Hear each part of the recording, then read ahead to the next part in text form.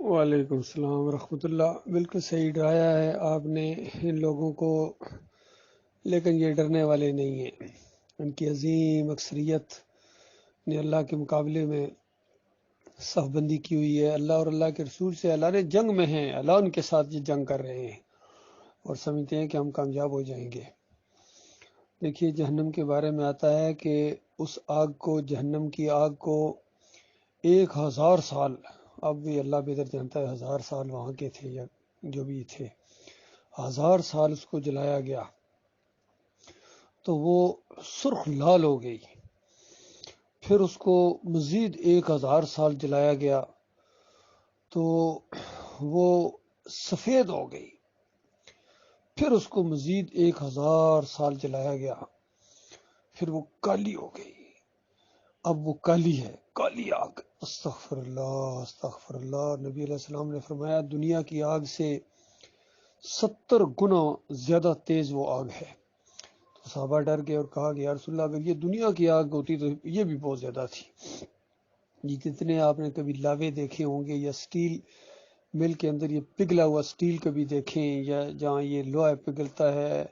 کس طریقے سے وہ پانی کی طرح بہ رہا ہوتا ہے اور اتنا خوفناک ہوتا ہے کہ اس کے اندر اگر کوئی چیز ایسی پھینکی جائے اس کو ایک دم آگ لگ جاتی ہے۔ وہ حالانکہ پانی نظر آ رہا ہوتا ہے، اس میں ایسی کوئی چیز پھینکی جائے اس کو آگ لگ جاتی ہے، چونکہ وہ پانی نہیں آگ ہوتا ہے۔ تو ایسا آگ کا لاوا ان انسانوں کے منہ کے اندر ڈالا جائے گا، اور جو باقی بچے گا سر پر ڈال دیا جائے گا، جلد کو کاٹتا ہوا نیچے، پھر دوبارہ اسی وقت بدلنہم جلود غیرہا، مالک فرماتا ہے ہم ان کی کھالوں کو پھر نئے سرے سے بنا دیں گے، اور ان کے منہ ایسے ہو جائیں گے جس طرح بھنی سیری ہوتی ہے، اور نیچے والا اونٹ ہماس کرے گا، یعنی سوج کے نیچے لٹکے گا، نیچے ناف تک آ جائے گا،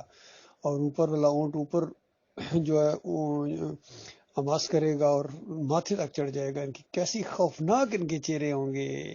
کتنے ان میں سے ایسے ہوں گے جو دنیا میں حسین و جمیل تھے اور بڑے بڑے نازک تھے، تھوڑی سی دھوپ برداشت نہیں کر سکتے تھے، بھوک پیاس برداشت نہیں کر سکتے تھے، لیکن وہاں ہمیشہ کی اور ہمیشہ کی آگ کے اندر یہ شرک کی وجہ سے رہنا پڑے گا۔ میرے بھائیوں غور کرو، اور یہ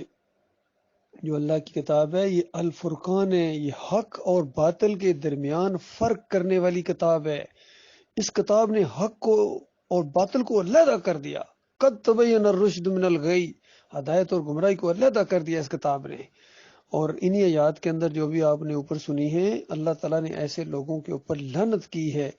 فرشتوں نے ان کے اوپر لعنت کی ہے، اور تمام لعنت کرنے والوں نے لعنت کی ہے جو حق اور باطل کو آپس میں ملا دیں، آپس میں ملا دیں، فرق ختم کر دیں۔ تو حیرت کی بات ہوتی ہے کہ یہ علماء سارے کتنے زیادہ آپس میں ان کے اختلافات ہیں۔ اب بریلویوں کو، دیوبندیوں کو، اہل حدیثوں کو، سلفیوں کو کیا گلے کیے جائیں؟ ہمارے اپنے یہ توحید والے اندازہ لگائیے 7 سال ہو گئے ابھی تک یہ فیصلہ نہیں ہوا کہ سجدے کا مستحق اکیلا اللہ ہے یا کوئی نبی بھی ہے۔ بتاؤ اللہ کے بندو، قرآن جو احسن القصص، تمام اس کے قصے بڑے زبردست ہیں، اور احسن القصص بہترین قصوں میں سے ایک قصہ، اور آسن چیز توحید ہوتی ہے، رد شرک ہوتا ہے آسن چیز، اور جو کفر و شرک ہے اس کو بدترین چیز کہی گئی۔ تو اس صورت کے اندر تو اس توحید کو اتنا زبردست انداز میں بیان کیا گیا ہے۔ 2 پیغمبروں کے واقعات چل رہے ہیں، اور پریشانی کے وقت صبر کے پیکر ہیں، صبر و شکر کے پیکر ہیں، اور جب ان کے اوپر خوشحالی آئی، اچھے حالات آئے، پریشانیاں ختم ہوئیں، اپنے مالک کے سامنے سجدہ ریز ہو گئے اور پوری طرح اعتراف کر رہے ہیں کہ مالک یہ سب کچھ تو نے کیا ہے، تو نے اکیلے کیا ہے۔ بتاؤ اللہ کے بندو، 7 سال تک پہلے بارشیں ہوتی رہیں، وہ بارشیں کس نے اتاری تھی؟ اگر اللہ نہ اتارتا تو کوئی پیغمبر اس کو ایک قطرہ بھی پانی لا سکتے تھے؟ پھر مالک نے 7 سال کے لیے ان بارشوں کو روک دیا۔ بتاؤ، زمین کے اوپر 2 پیغمبر ہیں، خشک سالی آ گئی، قید پڑ گیا اس علاقے میں بھی، کینان کے علاقے میں بھی، اور ادھر مصر میں بھی، لیکن ایک بارش کا قطرہ نہیں نیچے لا سکے پیغمبر، کوئی دوسرے بھی نہیں لا سکے، کسی کی بس کی بات نہیں، کافر مشرک بھی نہیں لا سکے، بڑا بادشاہ تھا فرعون وہ بھی نہیں لا سکا، وہ جو وہاں کا اس دور کا فرعون تھا۔ اور پھر اس کے بعد اللہ تعالیٰ نے کیسے حالات پیدا کیے اور کس طریقے سے ایک سٹوری بنائی اللہ تعالیٰ نے، کیونکہ وہ بہت زبردست سٹوری بنانے والا ہے، حقیقی سٹوری وہ بناتا ہے۔ اور کس طرح بت پرستی کا وہاں سے خاتمہ کیا، شرک اور کفر کا وہاں سے خاتمہ کیا اللہ تعالیٰ نے، ایمان کی طرف آئے ہیں، اور کس طرح یوسف علیہ السلام کو وہاں اللہ نے عزت دی ہے، اور ہر طبقے کے لوگوں کے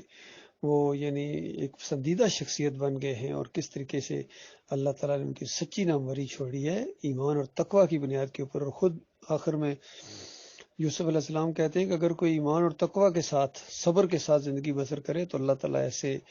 محسنین کا اجر ضائع کرنے والا نہیں ہے۔ اللہ تعالیٰ ان کو دنیا میں بھی اسی طریقے سے نوازتا ہے، اور آخرت کا اجر تو بہت بڑا ہے۔ تو اس انداز سے اللہ کی تعریفیں کرتے ہوئے سجدہ ریز ہوئے ہیں،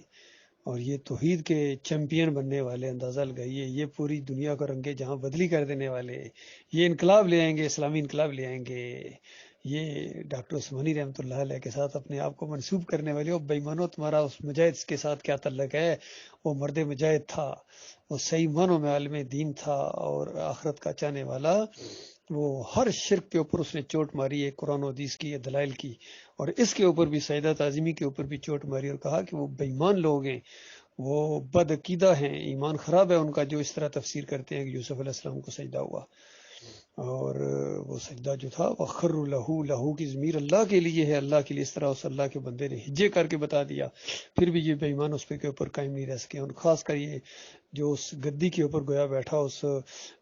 کتنی بڑی عزت ہے ایک مومنوں کی جماعت کا امیر ہونا، اس کے اوپر اللہ نے عزت اس کو دی تھی، ورنہ اس کی کیا حیثیت ہے بتائیے؟ ایک تبلیغی جماعت سے نکلا ہوا لنگڑا مولوی، اس کی کیا حیثیت ہے بتاؤ؟ اس کو اس کے عیب کے باوجود ہم اس کی عزت کرتے رہے اپنے ہر رشتے سے زیادہ ایمان کی وجہ سے، لیکن اس نے اللہ کے دین کے ساتھ ایسا کھلواڑ کھیلا ہے، اپنی نفس کا اور انہا کا مسئلہ بنا لیا، اور جس کسی نے بھی اس کو سمجھایا آگے سے ایسا پڑا ہے بھوکے بیڑیے کی طرح، آگے سے ایک خالص مولوی جو دنیا دار قسم کا مولوی ہوتا ہے، جگڑالو قسم کا مولوی، اس طرح آگے سے جپٹا ہے۔ اور اس سے پہلے کیا کہا کرتا تھا کہ اگر کوئی قرآن و حدیث کی دلائل آئے تو ہم بالکل، ہمارے گردن کے اندر کسی مسلک کا پٹا نہیں، ہم تو فوراً قرآن و حدیث کی بات کو مان لیتے ہیں۔ کتنا جھوٹا تھا اس بات کے اندر، اور جب قرآن حدیث کے دلائل اس کے سامنے آئے اتنا بڑا جھوٹ بولا، کہتا ہے ڈاکٹر صاحب کی آواز ہی نہیں، ان کی آواز، وہ ایسا کہہ ہی نہیں سکتے، وہ ایسا کہہ ہی نہیں سکتے۔ بتاؤ آج اگر کوئی اٹھ کے یہ کہنا شروع کر دے ڈاکٹر عثمانی رحمۃ اللہ علیہ عبد القادر جیلانی کو کافر مشرک کہہ ہی نہیں سکتے، احمد بن حنبل کو کہہ ہی نہیں سکتے، وہ تو بڑے بزرگ تھے جی، ڈاکٹر صاحب کیسے کہہ سکتے ہیں؟ یہ کسی نے الزام لگا دیا ہے، تو بتاؤ اس کو کیا کہو گے؟ حالانکہ ڈاکٹر صاحب پوری زندگی طاغوت کا کفر کرتے رہے، پوری زندگی انہوں نے اللہ کے وقار کی جنگ لڑی ہے، اور اس ناخلف جانشین نے، اس صوفی نے اپنی پوری زندگی اپنے اقتدار کی جنگ لڑی ہے، بس اپنے اقتدار کو اس سے پتہ نہیں کیا اس کے ساتھ اس کا ہے، حالانکہ یہ کوئی چیز ہی نہیں ہوتا ہے، اصل چیز تو یہ اللہ کی مغفرت اور معافی کسی کے حصے میں آ جائے، ایمان کسی کے حصے میں آ جائے، ایمان خالص کسی کے حصے میں آ جائے۔ بہرحال ہر اینگل سے سمجھایا ہے، ہر طریقے سے سمجھایا ہے، کبھی سختی بھی کی ہے، کبھی نرمی کی ہے، کبھی دعائیں کی ہیں، کبھی بد دعائیں بھی دی ہیں ان کے لیے کہ تاکہ یہ اللہ کے دین کی طرف پلٹیں، لیکن یہ پلٹے ہوئے نظر نہیں آ رہے ہیں۔ بہرحال اپنے اپنی قسمت کی بات ہے، اپنے اپنے نصیب کی بات ہے، ہم نے تو اللہ کے راستے میں اپنا قدم ڈال دیا، اللہ کے بھروسے کے اوپر ہم پھر سے منظم ہو گئے ہیں۔ کمال خان صاحب کو ہم نے امیر جماعت بنایا ہے الحمدللہ ساتھیوں کے مشورے سے، اور وہ بہت ہی مخلص آدمی ہیں، مخلص انسان ہیں، جرت والے ہیں اور سادہ ہیں، کوئی بل فریب ان کے اندر نہیں ہے۔ اس لیے سب لوگوں سے یہی گزارش ہے کہ آؤ اللہ کے بندو، ایمان خالص موجود ہے اور جماعت اپنی اصلی حالت میں موجود ہے، واپس آؤ، سب کو دعوت ہے، ان مرتدین کو بھی، مشرکین کو بھی، اور ان باغیوں کو بھی،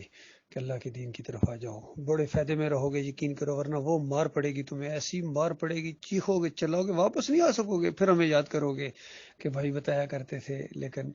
تم لوگوں نے بھائیوں کو اپنا دشمن سمجھا اور دشمن لعین شیطان کو اپنا حمایتی سمجھا، جو تمہیں تھپکی دیتا ہے کہ میاں بالکل صحیح جا رہے ہو،